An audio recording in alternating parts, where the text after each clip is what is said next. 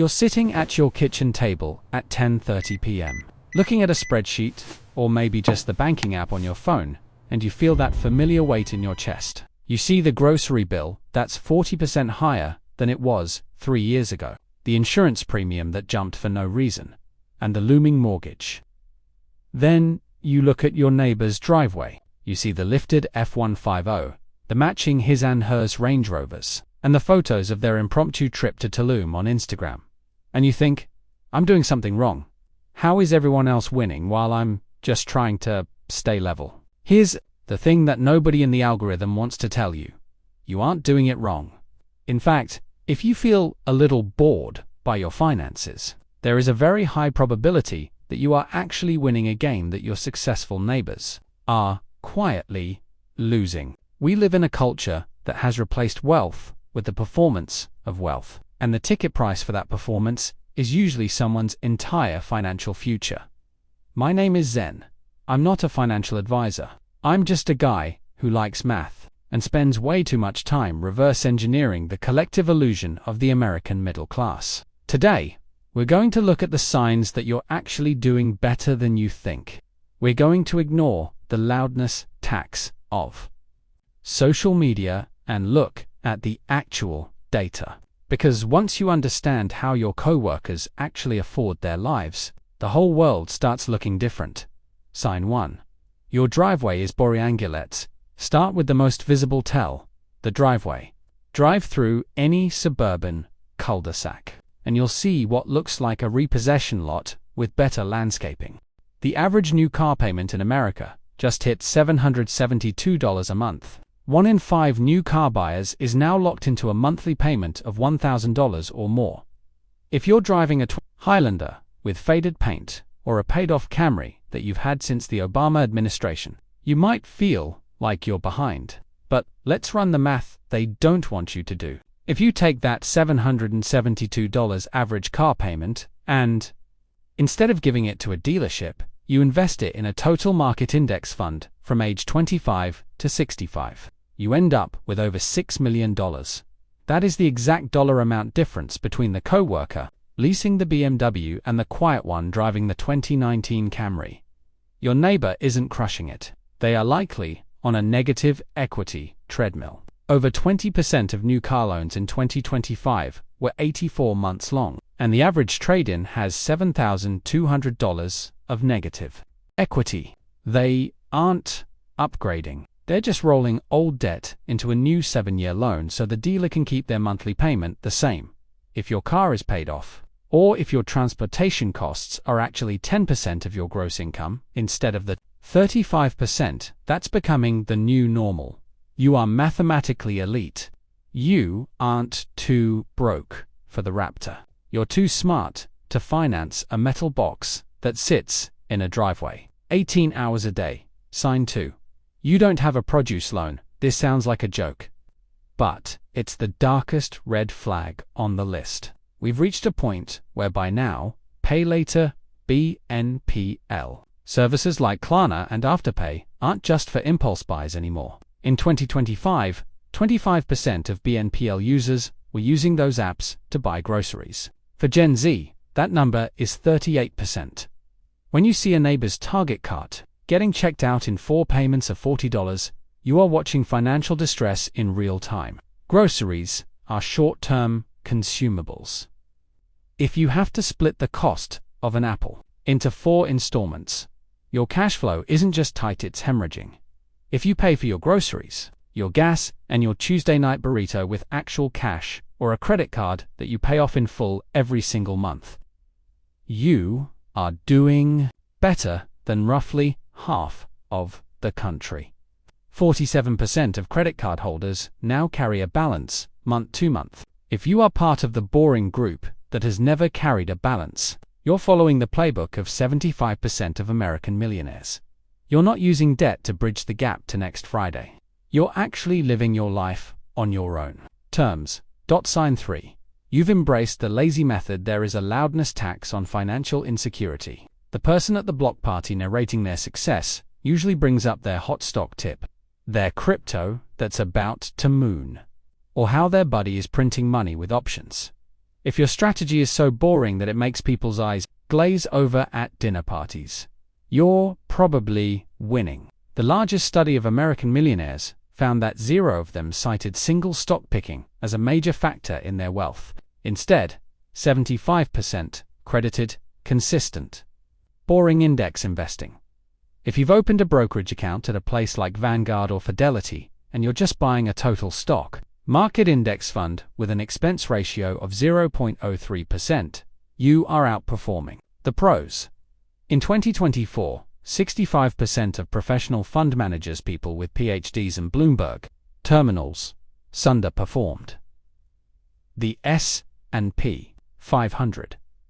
If you've automated your contributions and you're aggressively ignoring the market noise, you're using the lazy method.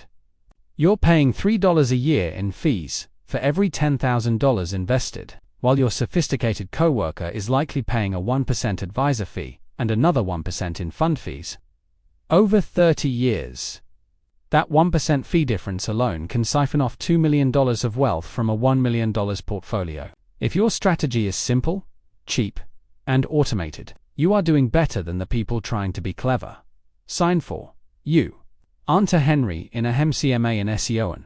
We need to talk about the $750,000 starter home. In 2026, the real estate industry has lost its mind. You see people like the Bennetts, a dual-income couple making $250,000 a year who look like they're winning because they just closed on a $750,000 home.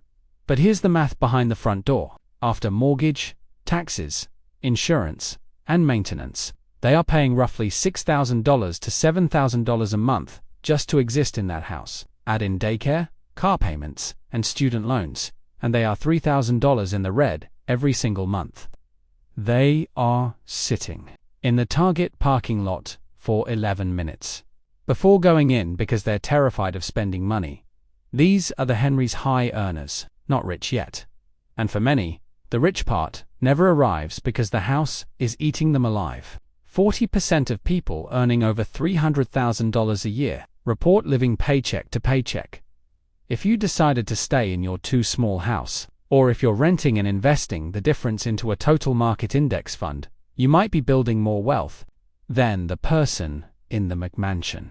A $150,000 down payment invested in the market can grow to $2.6 million over 30 years. If you aren't house poor, you have the one thing the Bennetts don't. Breathing room, *sign 5. Your garage tell is CLEA, or walk past your neighbor's house and notice where the cars live. If the $60,000 truck is in the driveway and the garage is shut tight, it's usually because the garage is full of stuff Costco impulse buys, Pelotons used as coat racks, and Amazon returns that nobody mailed back.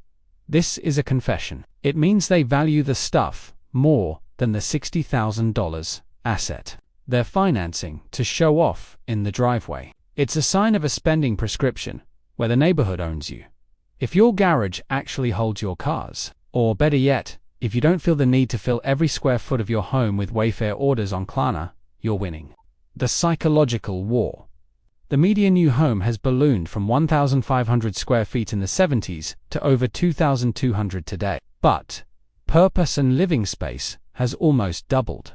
Most people didn't buy a home. They bought a frame they can't afford to furnish. If you're comfortable in your space and it isn't a distribution center for Amazon and DoorDash, your cash flow is likely much healthier than the national average. *sign 6.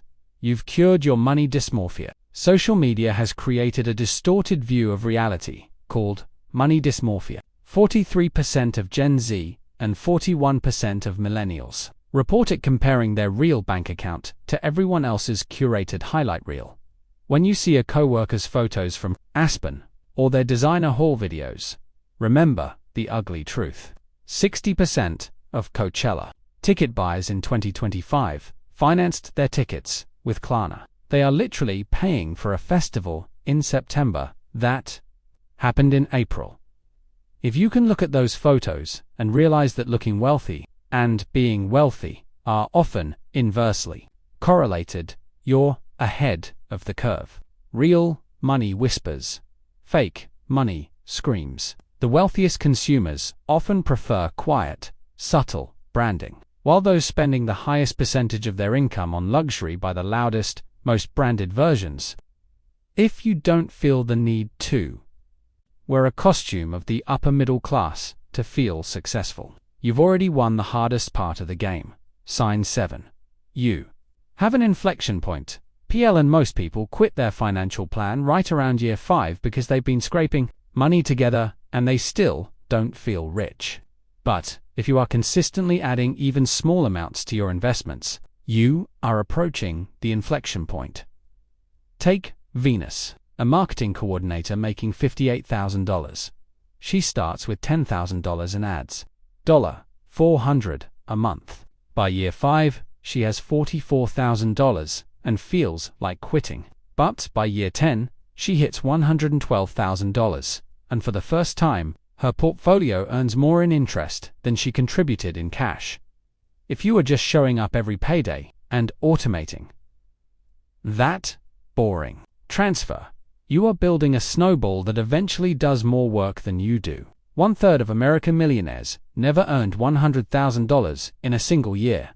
They didn't win because they were high earners. They won because they were patient, and they didn't panic sell during the scary parts.